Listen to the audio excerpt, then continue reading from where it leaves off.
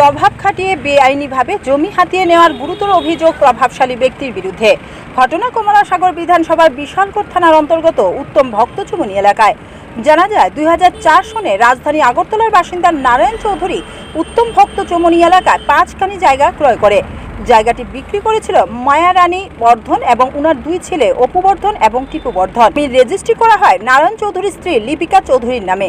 প্রায় 20 বছর পর হঠাৎ জমির মালিক বুলডোজার নিয়ে হাজির তার জমিতে।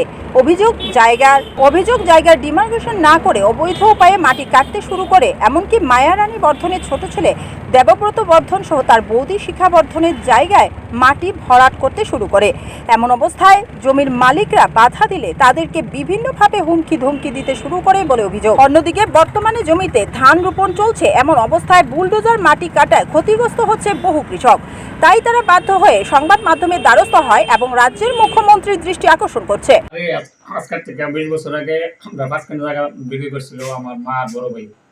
তারা বলছে যে আমরা সম্পত্তিটা তো এজমারি সম্পত্তি 3 ভাই মা, আমি তো তখন শেষন নেই টাকা বিক্রি করছে পরে বাস গেল আর 2 দিন সে পাত্তা নাই। আজকাল 2-3 দিন এসে আইসে তারা হঠাৎ করে 10 মতো এলাকায় মাটি কাটতেছে যে আমার জায়গা ফিরছে।